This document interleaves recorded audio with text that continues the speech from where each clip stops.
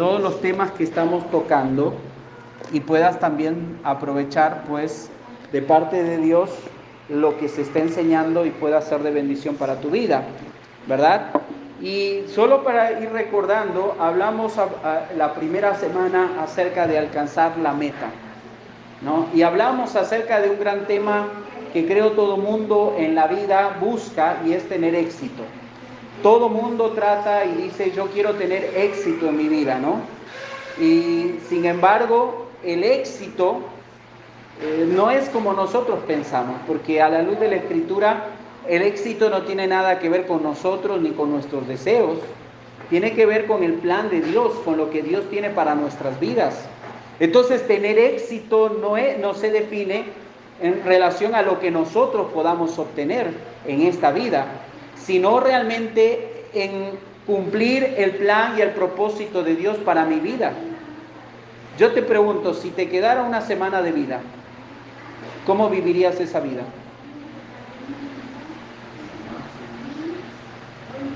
Pero capaz tu mirada es en lo que tú puedas experimentar, ¿verdad?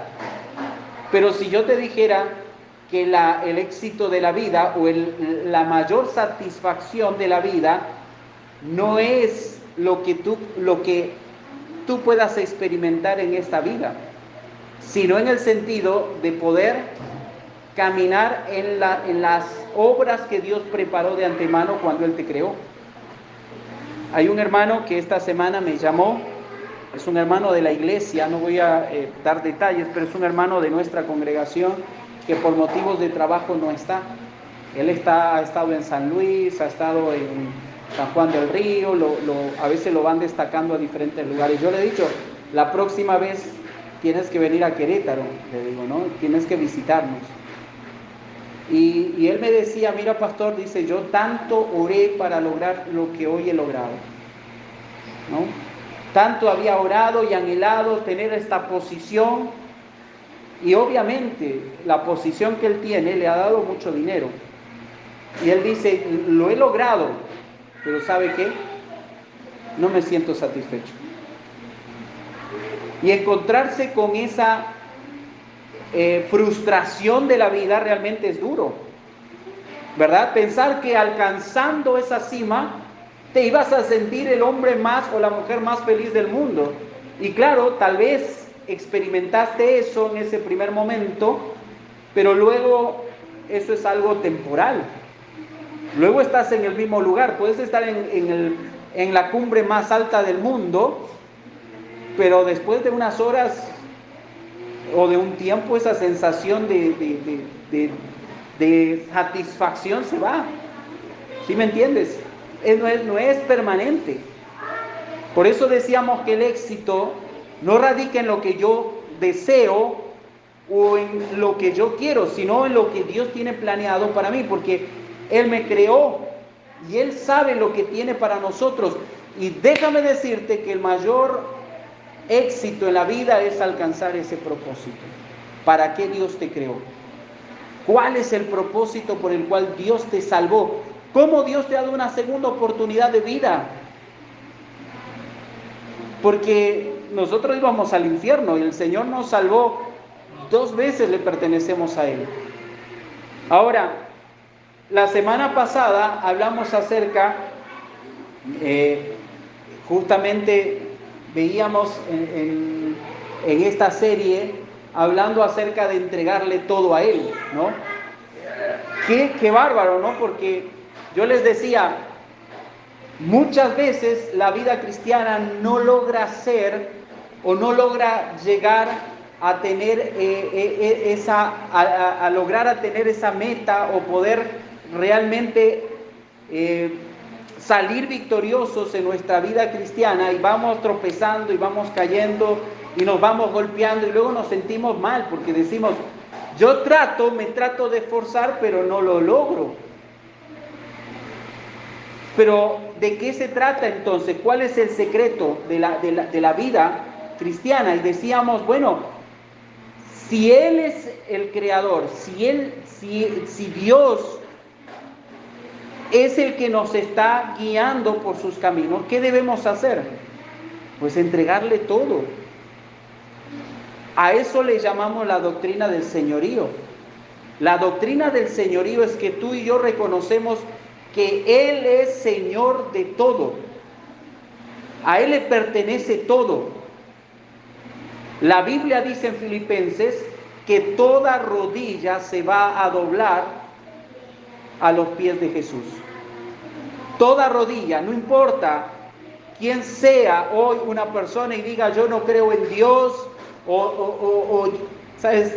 Mucha gente hoy aquí en nuestra comunidad está tendiendo al secularismo, no cree en Dios, pero también aborrece a Dios, ¿no es cierto? ¿Cómo puedes aborrecer a Dios y no creer en Dios, verdad? Es contradictorio, ¿no?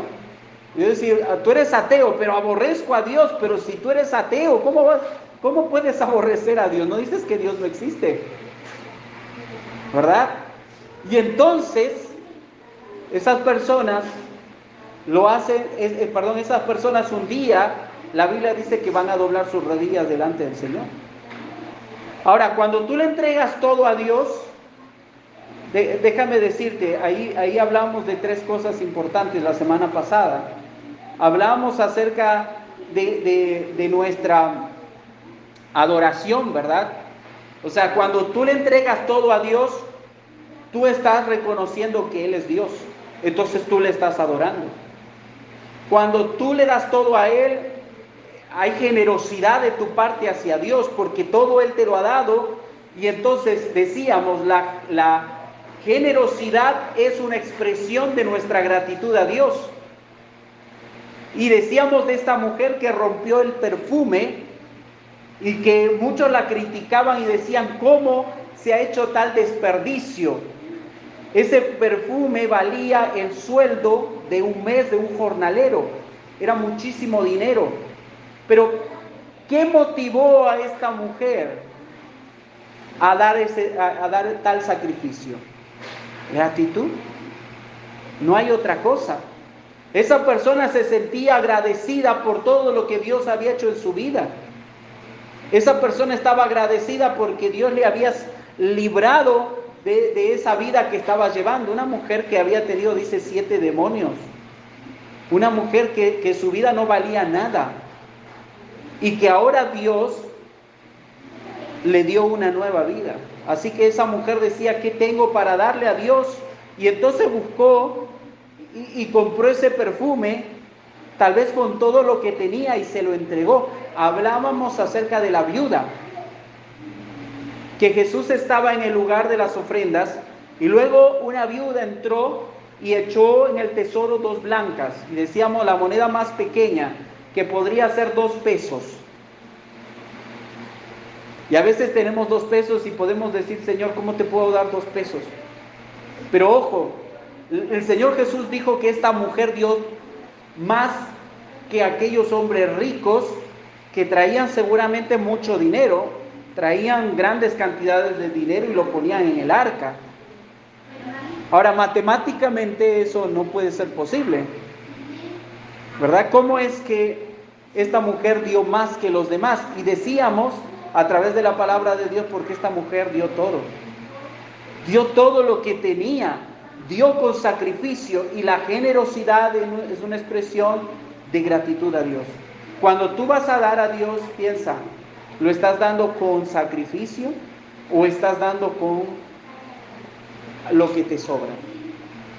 La adoración, la gratitud y por último, déjame decirte que la manera como yo puedo darle todo a Dios es también entendiendo que definitivamente yo debo obedecerle. Yo debo caminar en obediencia a Dios y hacer su voluntad. El día de hoy vamos a hablar acerca de es cuestión de fe. Ese es el título del mensaje esta tarde. Es cuestión de fe. Y quiero que me acompañen a algunos pasajes de la Escritura. Vamos a ir a Habacuc capítulo 2, versículo 4. Habacuc es uno de los profetas menores, así que lo vas a encontrar en el Antiguo Testamento, pero pasando los Salmos, casi al final, ¿no es cierto? Lo vas a encontrar ahí después de Nahum y está antes de Sofonías.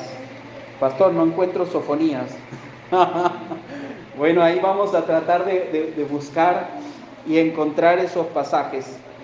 Ok, Habacuc capítulo 2, versículo 4 para ustedes.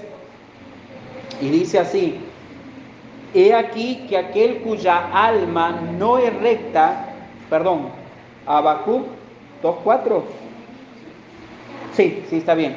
He aquí que aquel cuya alma no es recta se enorgullece, mas el justo por su fe vivirá. Ahora, esta expresión se hizo muy famosa en el año 1500, capaz, cuando Lutero encontró este pasaje y fue una respuesta a su búsqueda de Dios. Cuando él trataba de buscar a Dios, y él decía: ¿cómo puedo ser justificado delante de Dios? Y ahí dice: el justo por la fe vivirá. Él entendió por medio de la palabra de Dios que lo único que puede justificar al hombre es la fe.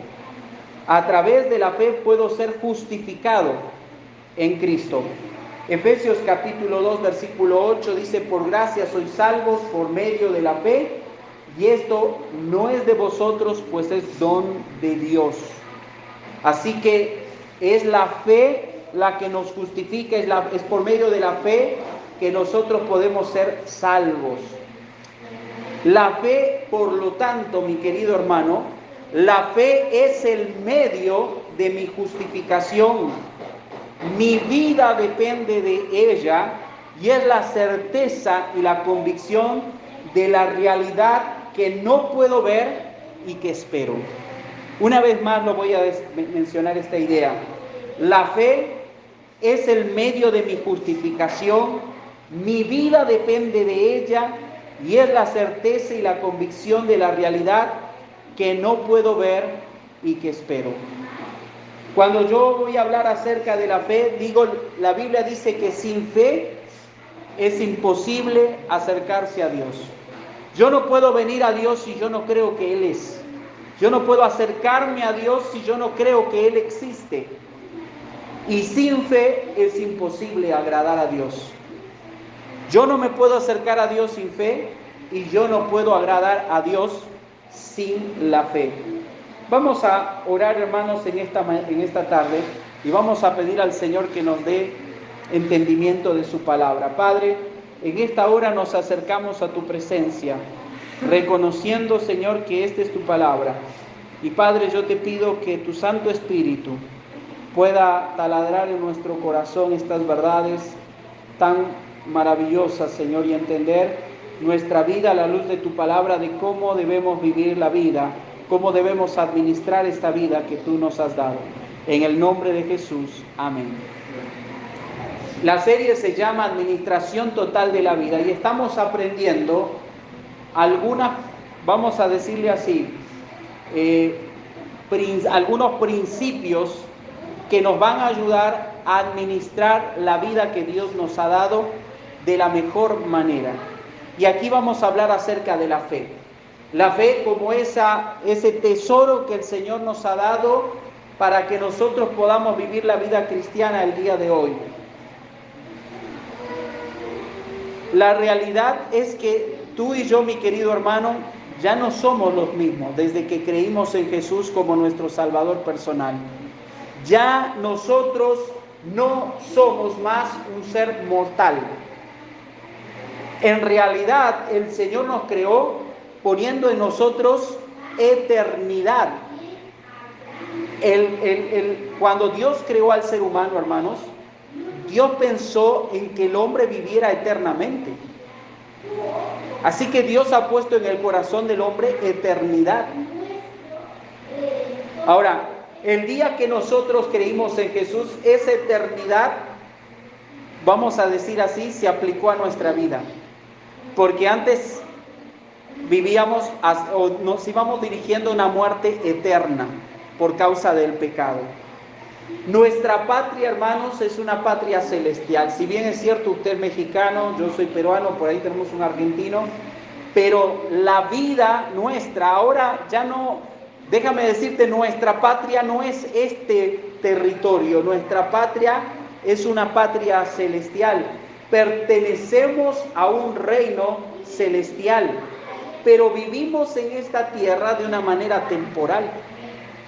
Todos estamos aquí de una manera temporal, no sabemos cuándo vamos a partir de este mundo. Puede ser que usted y yo, el Señor nos llame a su presencia pronto, o puede ser que usted viva muchísimos años, ¿verdad? Como se ha sabido, acá gente que vive más de los 90, ¿verdad? Aquí, sobre todo en Querétaro, en la zona de Peña de Bernal, hay gente de 100 años, ¿verdad? Algunos tratan de buscar ahí qué se toman o qué, por qué esas personas viven tantos años.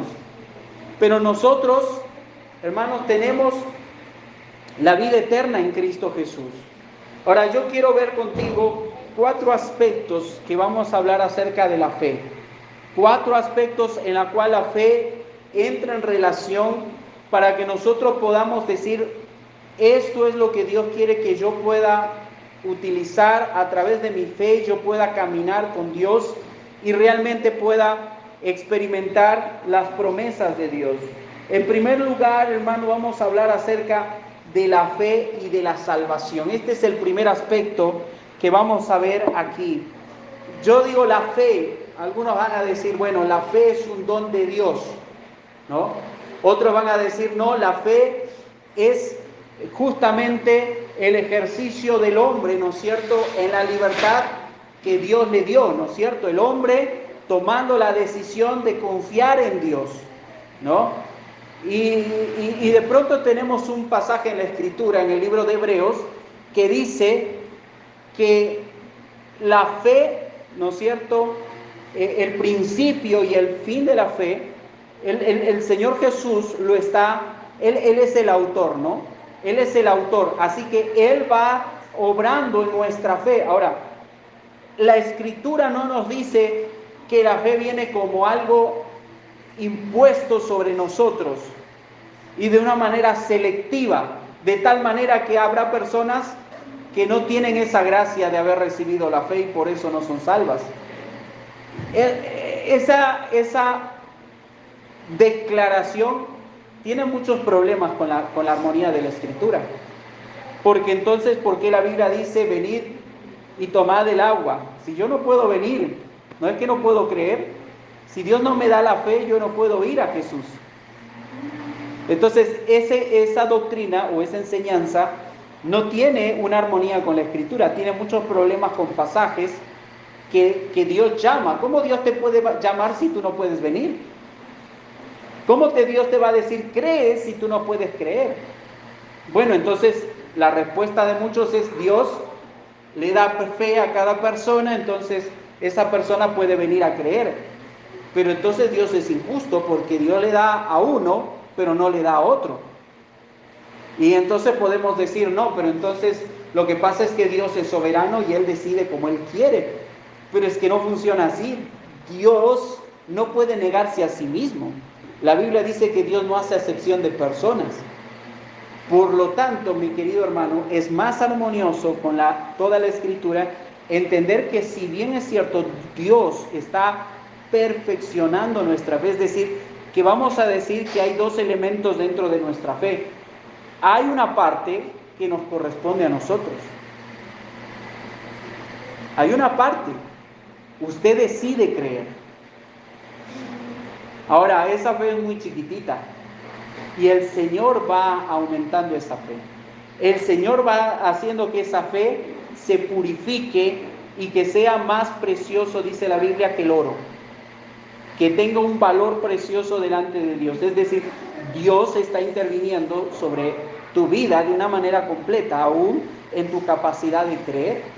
Y entonces ahora sí yo puedo decir, soy culpable, yo rechacé al Señor Jesús. Dios es justo, Dios es un Dios de amor, pero yo lo rechacé, por lo tanto voy al infierno, pero porque yo decidí no creer en el Señor, pero no porque Dios me condena. Ahora, vamos a hablar acerca de la fe y la salvación y vamos a ir a Efesios capítulo 2, versículo 8 y 9, y luego vamos a ir a Romanos capítulo 4, versículos 16 y 25. Y vamos a ir en estos dos pasajes bajo un pensamiento que se extrae de estos pasajes y entendiendo cómo la fe me sirve para administrar mi vida. Cómo yo puedo tener una administración de mi vida a través de la fe. ¿Por qué la fe es tan importante? ¿No es cierto? Y en primer lugar hablamos que es importante, en primer lugar acerca de nuestra salvación, ¿verdad? La Escritura dice que somos salvos solo por la fe en Jesucristo. Somos salvos solo por la fe en Jesucristo. Lo vuelvo a repetir. En su muerte vicaria por nosotros los pecadores, su justicia se nos otorga para ser perdonados y declarados justos y salvos. Una vez más, somos salvos solo por la fe en Jesucristo, en su muerte vicaria por nosotros los pecadores, su justicia se nos otorga para ser perdonados y declarados justos y salvos. Date cuenta aquí, hermano. Hay personas que dicen, yo creí en Jesús, pero también siento o pienso que necesito hacer algo para ser salvo, para acercarme a Dios. Yo necesito hacer algo para acercarme a Dios. No, la salvación es solo por la fe. ¿Qué dice Efesios 2, 8 y 9? A ver quién lo tiene.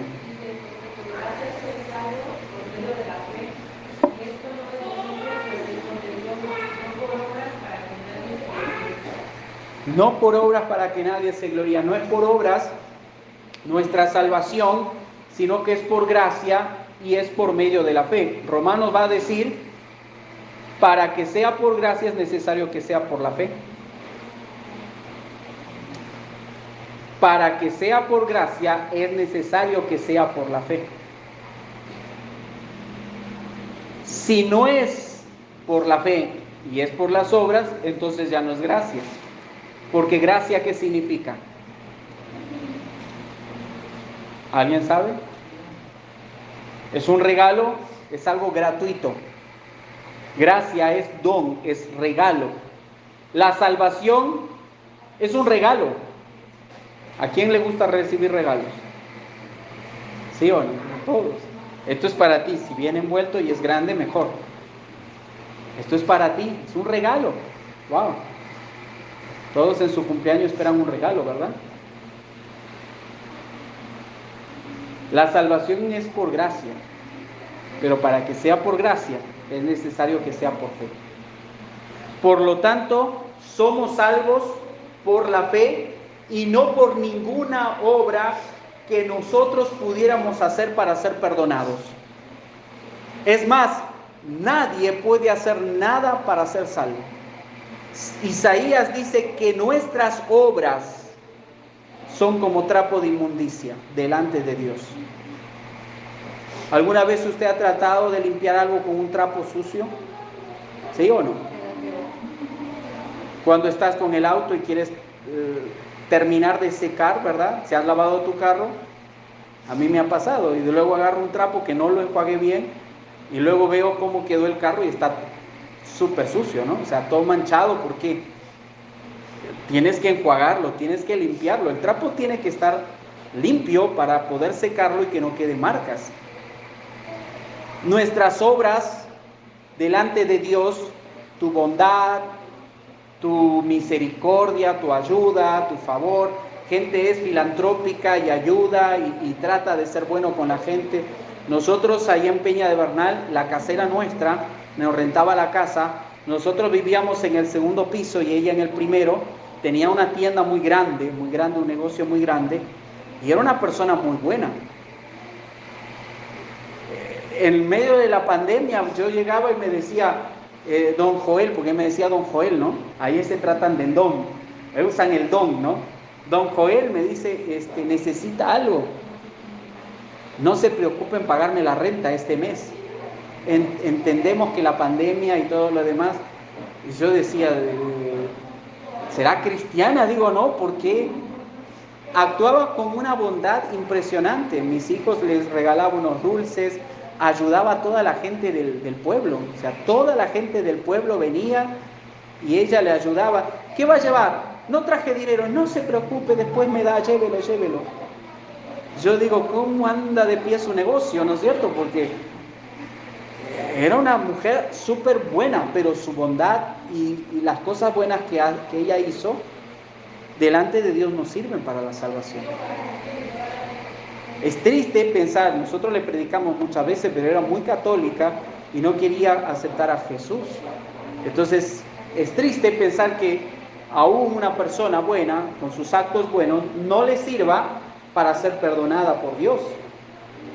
Dijimos que es por gracia, que es un regalo, y esto es un acto soberano de Dios. Dios decidió que sea así, de esa manera. Génesis capítulo 3, versículo 15, nos da esa declaración de parte de Dios, cuando Él dice, y Él habla acerca de la simiente de la mujer, que iba a venir e iba a darle un golpe mortal a la serpiente, que es Satanás, que era el culpable, ¿no es cierto? Y que iba a traer entonces esa salvación. Y esa promesa de Génesis 3:15 se ratifica en Génesis capítulo 12, versículo 1, en la promesa de Abraham. Cuando Dios le dice a Abraham, en tu simiente serán benditas todas las naciones de la tierra. Dios está declarando un acto soberano. Él ha decidido salvar a la humanidad. Pero Él no puede salvar a la humanidad anulando su justicia. El pecado es una ofensa directa a Dios. Justo estoy esta semana enseñando una materia en una facultad teológica y estamos hablando acerca de la amartiología, la doctrina del pecado. Esta semana estuve enseñando todo el tema de la doctrina del pecado. Y decíamos ahí en clase, el pecado es errar al blanco. La Biblia en el Antiguo Testamento refiere el pecado como errar al blanco. No darle al blanco. O sea, pecado es no darle al blanco, es decir, no llegar al estándar de Dios. Pero pecado, en 1 Juan 3:4 dice, es infracción de la ley. ¿Qué significa infracción? Violar la ley, quebrar la ley. Pero está hablando en un sentido muy amplio. No se está refiriendo a los 10 mandamientos. Está hablando de toda la Escritura, de toda la palabra de Dios. Por lo tanto, pecado no solamente tiene que ver con los 10 mandamientos, pecado tiene que ver con todo lo que Dios dice en su palabra. Yo puedo ver en la palabra de Dios si estoy pecando o no estoy pecando. Ahora, pecado no solamente es un hecho, un acto. Pecado también es una disposición del corazón. Santiago dice que cuando el pecado es concebido, y después es consumado. ¿Qué significa? Que el pecado no es solamente el hecho, es nuestro pensamiento y nuestro deseo, nuestro corazón. Yo digo, ¿voy a mentirle o no voy a mentirle? Ya lo pensaste, ¿verdad? Y entonces ya es pecado. Ya lo estás pensando. No lo hiciste. Santiago dice que ya es pecado. El pecado es concebido y luego es consumado. Ahora, nosotros hemos sido salvos de esa condenación por causa del pecado. Él nos libra de esa culpa por medio de su perdón. La promesa de Dios se cumple cuando Jesús vino aquí a morir en la cruz por nuestros pecados. Por eso decimos la muerte vicaria. La palabra vicaria significa en lugar de. Jesús murió en lugar suyo y en lugar mío. Jesús tomó mi lugar en la cruz. Yo debería morir en la cruz. Yo debería ser condenado, pero hoy usted y yo he sido perdonado porque alguien tomó mi lugar. Entonces es una muerte vicaria. Él tomó mi lugar. Ahora, yo puedo decir algo más. Esta promesa se cumplió en dos cosas. Vamos a Romanos, capítulo 4.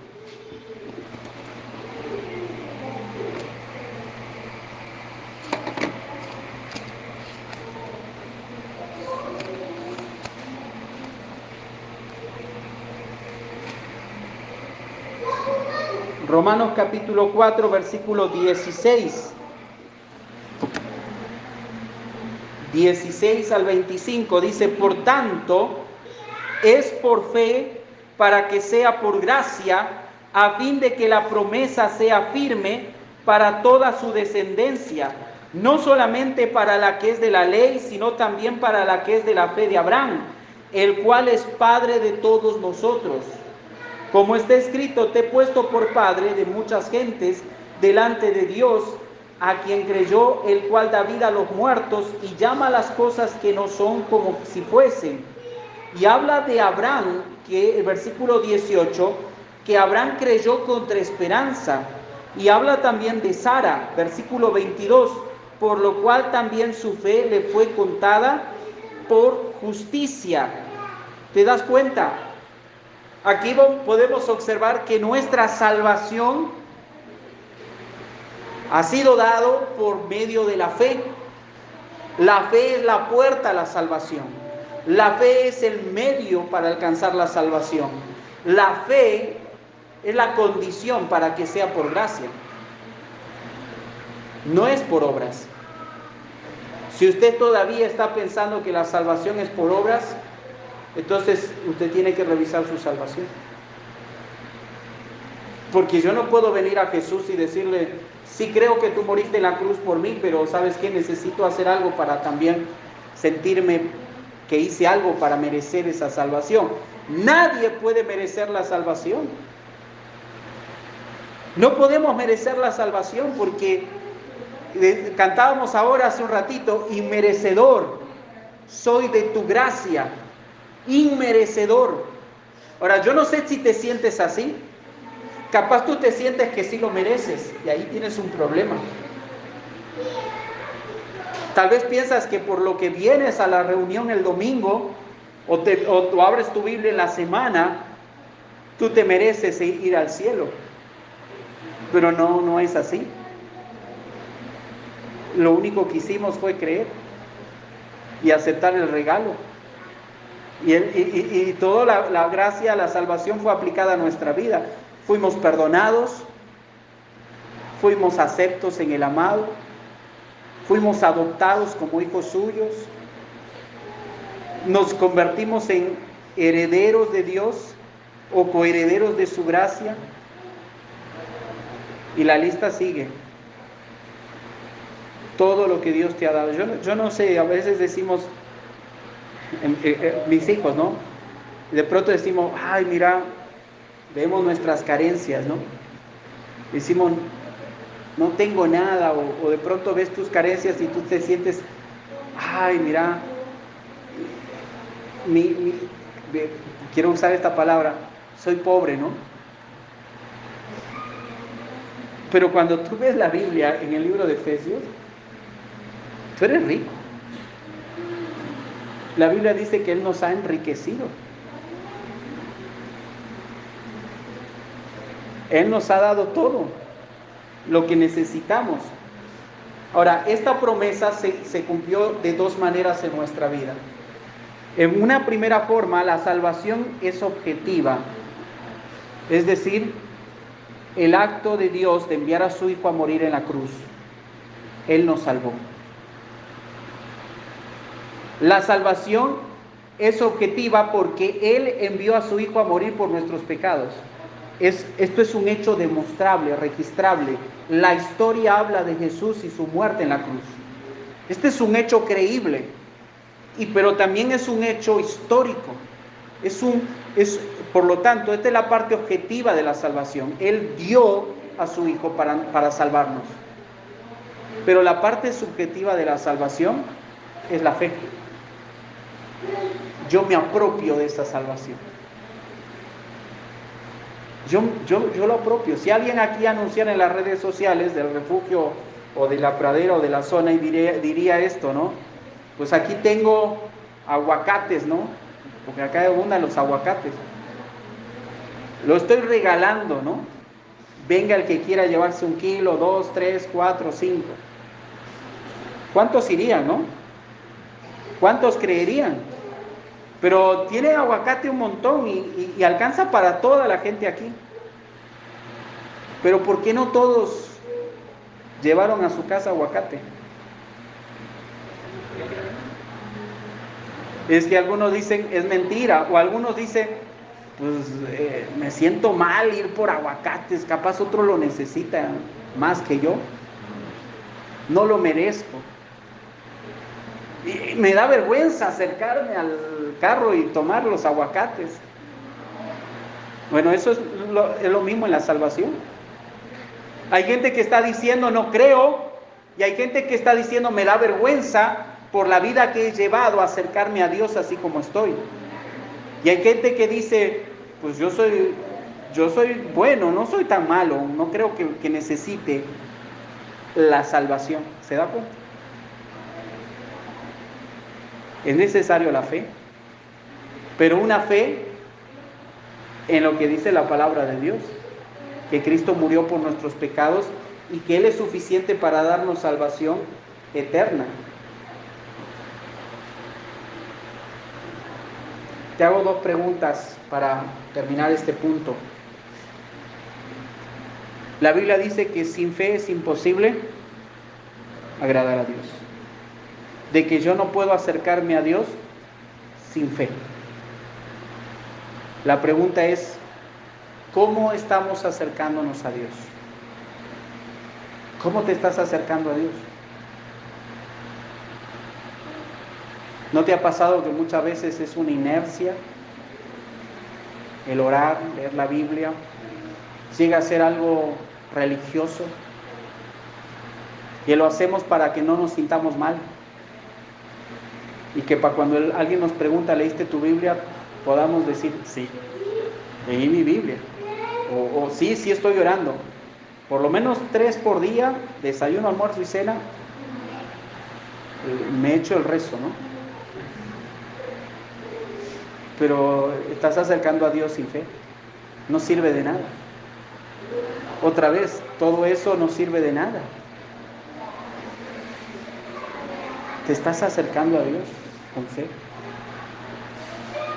Yo le enseño eso a mis hijos, porque mis hijos a veces sienten que, claro, viven en un lugar cristiano, familia cristiana, hablamos de Dios todo el tiempo. Muchas veces vamos a orar y como que pierden ese concepto de la majestad de Dios. Y le digo a mi hijo, ¿con quién estás hablando? Bueno, papá, pues estoy orando, ¿no? Pero ¿con quién estás hablando? Entonces, si yo entiendo que estoy hablando con Dios, ¿cuál debe ser mi actitud? ¿Te estás acercando a Dios con fe? En segundo lugar, ¿es a través de la cruz? ¿O te acercas a Dios diciendo, mira Señor, mira todo lo que hice atrás? Me merezco que me escuches. Merezco que respondas mis oraciones, Señor. Mira, estoy portándome bien. Estoy haciendo tu obra, estoy ayudando, estoy haciendo esto para ti, esto, aquello. No. Tenemos que acercarnos a través de la cruz. Es que no hay mérito en nosotros. No hay mérito. Yo me acerco por fe a Dios, digo, Señor, yo creo, pero me acerco a través de la cruz. Es que no es por mí, Señor. Si hoy tú me estás bendiciendo, no es por mí. Es por lo que Cristo hizo en la cruz. Vamos a Santiago capítulo 2, versículo 14, 26. Hermanos, si usted quiere, levántese, yo no me molesto, tome agua, camine, párese, siéntese como usted guste. Pero Santiago capítulo 2, versículo 14 al 16. Pero fíjese, esta es la oportunidad que tenemos de poder estudiar la palabra de Dios, ¿verdad? Entonces, no hay problema si te paras o tomas agua para estar atento. Pero quiero compartir esto contigo que sé que va a ser importante para tu vida y la mía también. Así que el primer aspecto, la fe. ¿Cómo administro mi vida en el día de hoy? Bueno, Dios nos ha dado el recurso de la fe. La fe para la salvación. Ya soy salvo. Y cada día debo acercarme a Dios por medio de la fe y a través de la cruz. Pero en segundo lugar, yo tengo que hablar acerca de las obras. Y el segundo aspecto de la fe es las obras. Porque déjame decirte que muchas veces el error del cristianismo el día de hoy es decir, yo creo y no necesito hacer obras. Es que ya creí. Las obras no vienen en el paquete. Vamos a Santiago, capítulo 2, y vamos a leer el versículo 14, por favor, hasta el versículo 26. Vamos a leer, vamos a alternar para que no sea cansado la lectura. Dice, hermanos míos, ¿de qué aprovechará si alguno dice que tiene fe y no tiene obras? ¿Podrá la fe salvarle? Ahora, quiero que entiendas algo antes de poder entender, o mejor dicho, meternos a la lectura y tener un entendimiento incorrecto de lo que está diciendo Santiago. ¿Ok? Aquí no está hablando de la salvación de nuestras almas para la eternidad. La palabra salvación aparece en toda la Biblia y no necesariamente se refiere a la salvación del infierno. También se refiere a salvarnos del peligro, a guardarnos, a protegernos. Y aquí Santiago está hablando a la iglesia, está hablando a cristianos. Santiago es el medio hermano de Jesús. Santiago además es uno de los principales de la iglesia de Jerusalén. Y él escribe a esta iglesia que es mayormente judía. Y hay que entender la mentalidad judía y por qué él como judío les habla y toca este tema tan importante de las obras. Para los judíos las obras son muy importantes. Pero para una corriente de los griegos, los estoicos, las obras no son importantes. Y en ese contexto, Santiago tiene que hablar este asunto. ¿Por qué? Porque también el cristianismo se compone de judíos y gentiles, y muchos de ellos son griegos, y la corriente de los griegos, el pensamiento del mundo, se va metiendo a la iglesia. Y entonces la forma de pensar de esta gente va influenciando en los cristianos del primer siglo.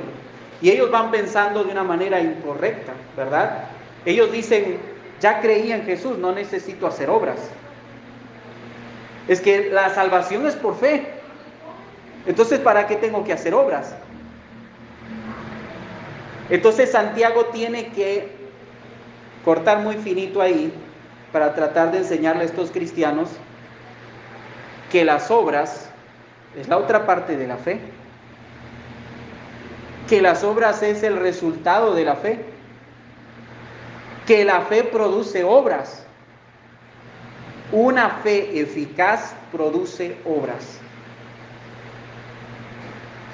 Si usted va a sembrar un árbol y usted le va a cultivar y todo, y ese árbol no le da nada, ¿qué hace con ese árbol?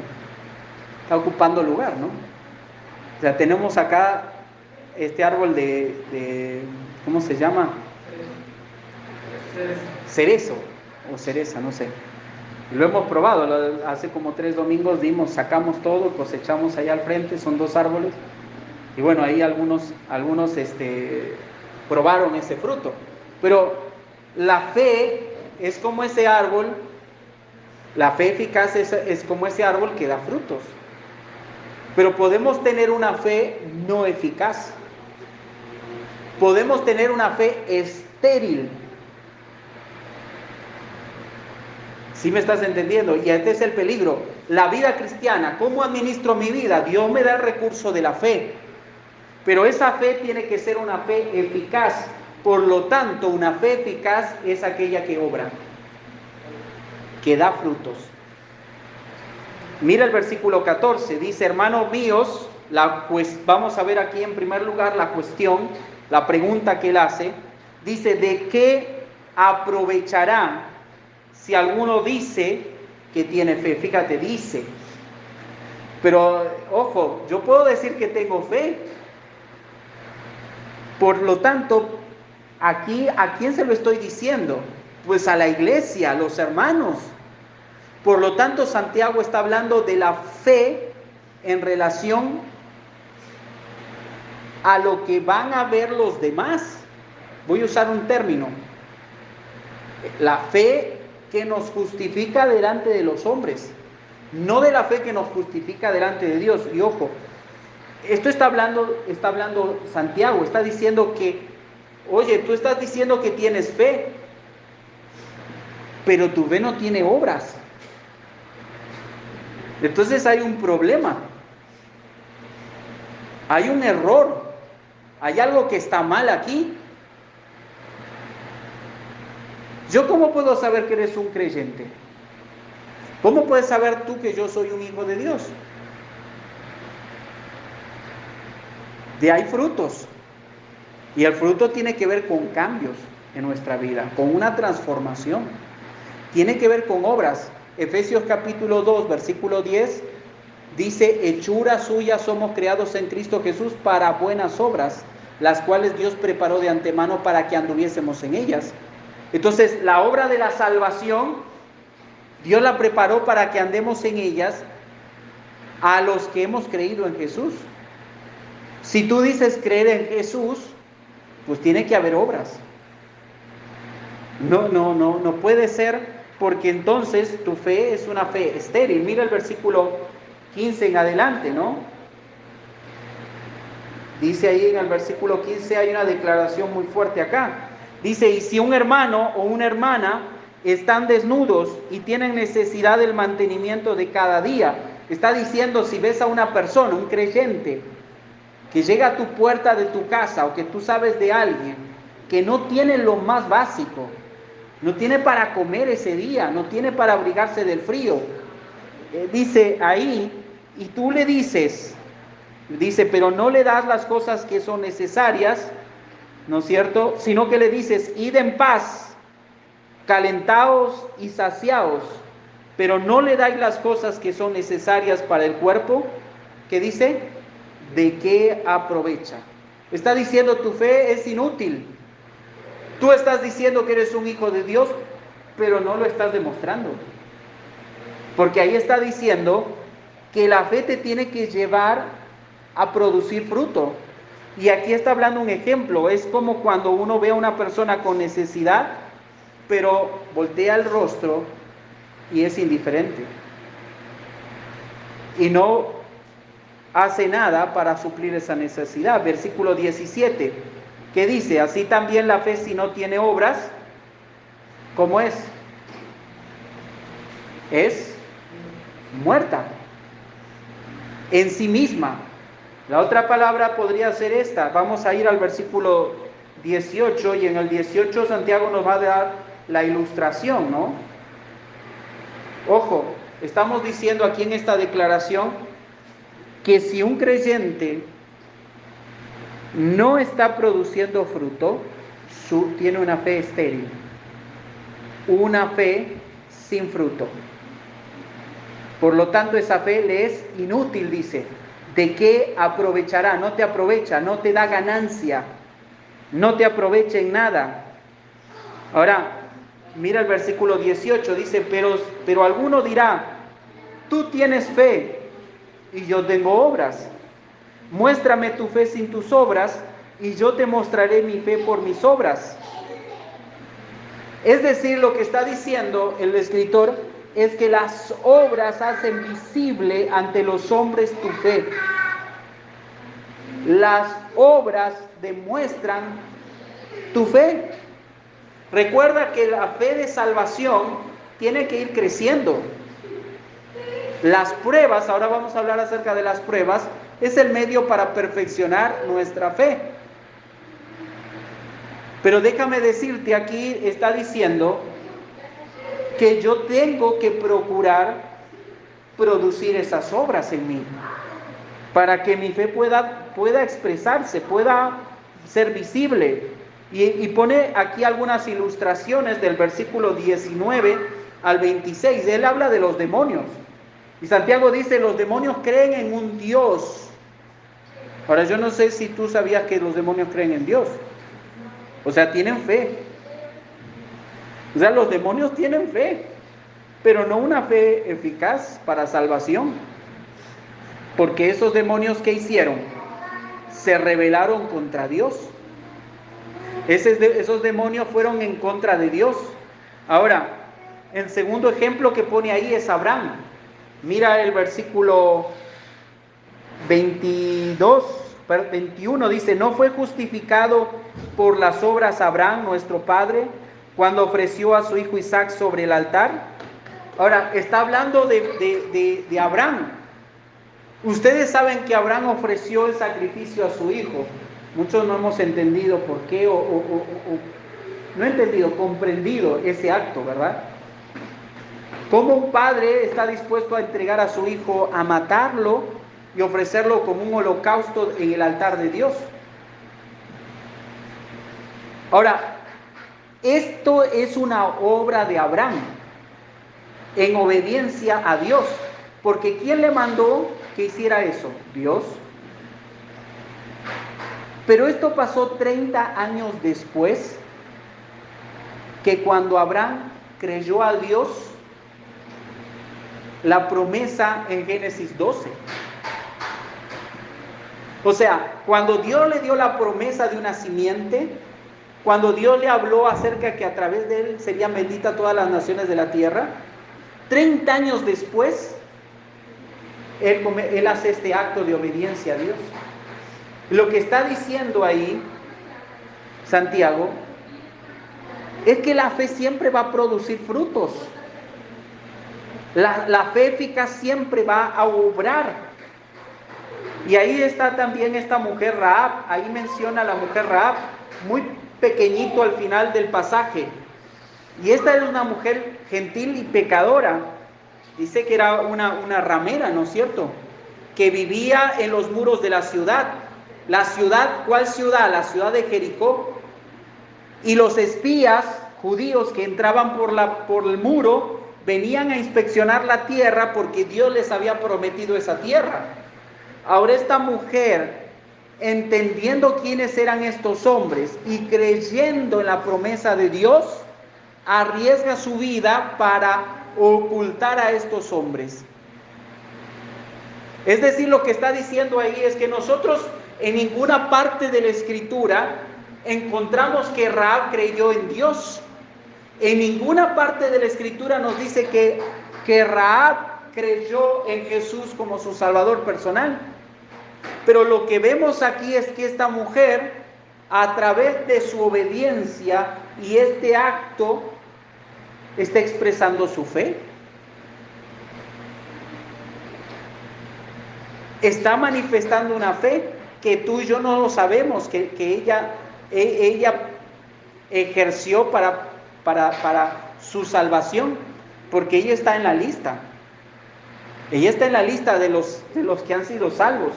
Ahora yo quiero terminar esta segunda parte con dos preguntas. ¿Qué frutos ha producido tu fe el día de hoy? ¿Qué frutos ha producido tu fe al día de hoy?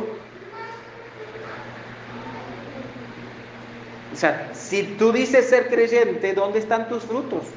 Yo digo, si yo no estoy produciendo frutos, entonces tengo que examinarme y decir, Señor, algo está mal en mí, porque yo debería producir frutos.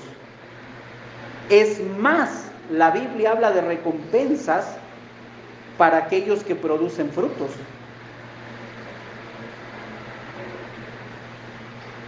La pregunta siguiente es, ¿cómo reaccionas cuando alguien te comparte una necesidad o un desafío? Los estoicos decían, Lo único que importa es tu bienestar personal. Ahí hay armonía. El estoico decía, si yo me preocupo por mi necesidad, yo hallo armonía en mí. Y eso es el error que estaba entrando a la iglesia. Y muchos cristianos estaban diciendo, pues, está todo bien, si yo estoy bien, está todo bien. Pero recuerda, la iglesia es una comunidad. El error de muchos cristianos es aislarse y decirse, pues me quedo en mi casa y adoro a Dios. ¿Tú crees que está correcto eso? A la luz de la Escritura. Hebreos, ¿qué va a decir? No dejando de congregarse, y está hablando de la gran congregación. No está hablando solo de local. Está hablando del cuerpo de Cristo. Somos una comunidad. Te guste o no te guste, aun te caiga o no te caiga el hermanito, es tu hermano en Cristo. Y sabes, de parte de Dios, tú tienes una responsabilidad con él o con ella. Es así, somos una comunidad. ¿Qué pasa entonces cuando nosotros estamos frente a la necesidad de los demás? Y quiero ir avanzando un poquito más rápido en esto. Yo sé que el calor es fuerte, hermanos. Vamos al mismo Santiago, pero al capítulo 1. Y ahí en Santiago 1, vamos a ver aquí las pruebas. Recuerda, vuelvo al punto para no perder el hilo. La fe es un recurso que Dios me ha dado para administrar la vida que Dios me da. ¿Ok? En la salvación. Y ahora lo vemos también en las obras, ¿verdad? Debemos producir fruto. Pero en tercer lugar vamos a ver la fe cómo se ejercita en las pruebas. Santiago 1, versículo 2 dice, hermanos míos, tened por sumo gozo cuando os halléis en diversas pruebas, sabiendo que la prueba de vuestra fe produce paciencia, mas tenga la paciencia su obra completa, para que seáis perfectos y cabales sin que os falte cosa alguna. Y si alguno de vosotros tiene falta de sabiduría, pídala a Dios, el cual da a todos abundantemente y sin reproche, y le será dada, pero pida con fe, no dudando nada, porque el que duda es semejante a la onda del mar, que es arrastrada por el viento y echada de una parte a otra. Dice, no piense pues quien tal haga, que recibirá cosa alguna del Señor. El hombre de doble ánimo es inconstante en todos sus caminos. Y versículo 12 dice, bienaventurado el varón que soporta la prueba, porque la palabra tentación se traduce aquí como prueba, porque cuando haya resistido la prueba, recibirá la corona de vida que Dios ha prometido a los que le aman. Sabes, aquí hay algunas cosas importantes. Número 1, hermano, tengo una noticia no tan agradable. Aún Pedro lo dice, ahí en el capítulo 1, versículo 6, él dice, en lo cual dice, vosotros os alegráis, aunque ahora por un poco de tiempo, si es necesario, tengáis que ser afligido en diversas pruebas. Diversas pruebas. Está diciendo, hermanos, Dios está diciendo, es parte de su plan las pruebas. Aunque no nos guste. Es necesario las pruebas. Dice que Él nos va a someter a prueba. Él quiere trabajar en nuestra fe, Él quiere purificar nuestra fe. Y Él trae una prueba a tu vida para llevarte de un nivel a otro. Tu crecimiento espiritual. ¿Cuánto tiempo has estado en etapa infantil? Dios quiere que tú puedas crecer para que seamos maduros y podamos servir a Dios. Basta ya de la leche espiritual. Él quiere que te alimentes con comida sólida. Pero para que eso suceda, las pruebas van a venir a tu vida. Así que cuando viene una prueba, hermanos, a tu vida, no pienses que es algo malo. En realidad es algo bueno.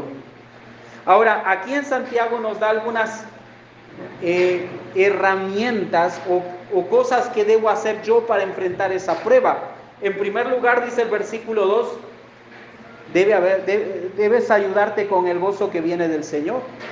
No te está diciendo que saltes de alegría porque estás pasando por una situación de prueba. Lo que está diciendo es que busques el gozo de Dios. Es que le pidas a Dios que a pesar de la prueba que tú estás pasando, Dios pueda producir en ti gozo. Y también está diciendo que podamos soportar eso con paciencia. Versículo 3 y 4. Sé paciente. Yo sé que no somos pacientes. Nosotros queremos que el Señor responda a nuestras oraciones. Y a veces decimos, es que el Señor no responde mis oraciones. No, el problema es que tú quieres que el Señor responda ahora y en tu tiempo. Pero Dios va a responder en su tiempo. Y Él te dice, ten paciencia. La paciencia es el resultado de esperar en Dios cuando estamos bajo una prueba. Y entonces la paciencia en nosotros, ¿qué va a producir? Nos va a llevar a madurarnos y nos hace fuertes. Pero en tercer lugar dice que enfrente las pruebas con la oración. Dice orando, pidiendo a Dios. Necesitamos orar constantemente. Si tú estás pasando por una prueba, yo te animo a estar orando. Pero hay una cuarta cosa ahí. Dice, pídele ¿qué cosa? A Dios. Sabiduría. La sabiduría, ¿qué cosa es? Es conocimiento aplicado. Yo necesito sabiduría porque yo no sé cómo voy a hacer las cosas. Señor, yo no sé, tú estás poniendo esta prueba, pero yo no sé cómo reaccionar ante esa prueba. Por tanto, necesito conocimiento para aplicarlo y eso se llama sabiduría. Y la Biblia dice que Dios promete darnos ¿qué cosa? Sabiduría. Por lo tanto, yo tengo que pedir a Dios sabiduría. Yo quiero animarte, mi querido hermano, si estás pasando por alguna prueba, las pruebas son temporales. Las pruebas son pasajeras. El Señor está obrando en nuestra vida, está trabajando en nuestro corazón. Y quiero terminar con una promesa de Dios para tu vida y para mi vida. Fíjate, Hebreos capítulo 10, ahí al ladito de Santiago, un poquito antes nada más. Hebreos capítulo 10, fíjate, ahí te voy a dar el versículo 19. Hermanos, estamos en una lucha espiritual muy fuerte. El enemigo quiere atacar la iglesia, él quiere eliminar la iglesia, él quiere desanimarte, él quiere que no vengas, él quiere que tú puedas dejar todo y seguir tu vida como estaba. Por eso el Señor nos quiere advertir de sus promesas, la fe y sus promesas.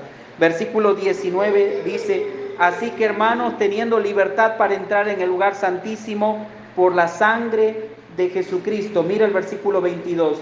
Acerquémonos con corazón sincero, en plena certidumbre de fe, purificados los corazones de mala conciencia y lavados los cuerpos con agua pura. Y dice, mantengamos firme sin fluctuar la profesión de nuestra esperanza, porque fiel es el que prometió. Fiel es el que prometió. Hermano, si tenemos que conectar nuestra fe es con las promesas de Dios. ¿Con qué debo conectar la fe? Con la promesa de Dios. Fiel es el que prometió. Y ahí está diciendo el escritor, mantente firme. Está diciendo, no fluctúes, no retrocedas, está diciéndote. Y mira el versículo 35. No perdáis pues vuestra confianza que tiene gran galardón. Está diciendo, está animándonos. ¿Sabes por qué nos está animando? Porque Satanás está desanimándonos. Satanás está diciendo, Dios es un mentiroso. Satanás está diciendo, Dios es infiel. Satanás está diciendo, Dios es débil, es malo, es cruel y es indiferente. Pero Dios es fiel. Y aun cuando, hermanos, nuestra fe tambalea, si tú te aferras a la promesa de Dios, esa fe va a estar firme. Si tú estás siendo atacado por el enemigo en este tiempo, yo te quiero animar a agarrarte de la mano de Dios. Había muchos de estos hermanos que habían sido desanimados por Satanás. Y muchos de ellos, ¿sabes lo que hicieron? Mira ahí el versículo 25. Dice, no dejando de congregarnos, como algunos tienen por costumbre, sino exhortándonos, y tanto más cuando veis que aquel día... Y es lo primero que Satanás va a hacer. Él te va a decir, no vayas, no te congregues.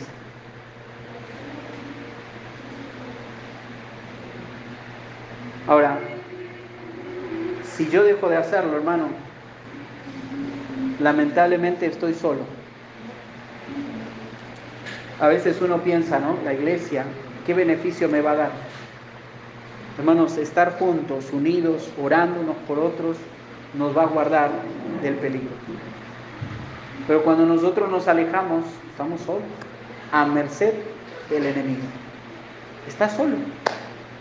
Presa fácil para Satanás. Voy a terminar ahí. Dice, la vida cristiana es cuestión de fe. La vida cristiana es cuestión de fe. Sin fe es imposible agradar a Dios y sin fe es imposible acercarte a Dios. Necesito que mi fe se fortalezca en el Señor. Y hemos aprendido cómo puede ser eso. Dios va a usar las pruebas para fortalecer tu fe. Pero cuando tengas esos momentos donde tu fe tambalea, agárrate de la mano de Dios. Yo te voy a decir, en los momentos más difíciles para mí, los días que me vienen los desánimos, yo me agarro de la promesa de Isaías 41:10. Para mí es un estandarte. Cada vez que el enemigo me pega duro y viene el desánimo, yo me agarro de la promesa de Dios. Isaías 41:10. Para mí es una promesa del Señor. Vamos a orar, hermanos. Cierren sus ojos. Si tú estás dudando, si tu fe está tambaleando, este es el momento de clamar a Dios. Este es el momento de decirle, Señor, ayúdame, ayuda mi fe. Como aquellos discípulos que le dijeron a Jesús después de encontrándose en medio de la tormenta, ellos decían, Señor, ayúdanos. Y ahí está Pedro hundiéndose porque su fe tambaleó. Y él le dice, Señor, sálvame. Y el Señor le toma de la mano y lo levanta. Hermanos, si hay alguien aquí que está desanimado, que su fe está tambaleando, yo te animo, clama al Señor en este momento. Y dile, Señor, así estoy desanimado, ya no quiero venir a la iglesia, no quiero leer la Biblia, no quiero orar, no quiero servirte, no quiero involucrarme en tu obra. Señor, aquí estoy, ayuda mi fe. Clámale a Dios y recuerda las promesas que Dios te ha dado. Agárrate de su muerte. Dice Isaías 41:10, no temas ni desmayes. No temas ni desmayes, porque yo soy tu Dios. Siempre te sustentaré con la diestra de mi justicia. Él está dispuesto a sostenerte en medio de la prueba. ¿Estás dispuesto a agarrarte de su mano? En esta tarde, agárrate de la mano de Dios y Él te hará pasar por ese valle de sombra de muerte, victorioso, porque has creído en sus promesas. Padre, te damos gracias. Tú sabes que todos luchamos con el desánimo, todos somos sacudidos por el enemigo y nuestra fe necesita ser fortalecida. Clamamos a ti, Señor, para que tú nos fortalezcas.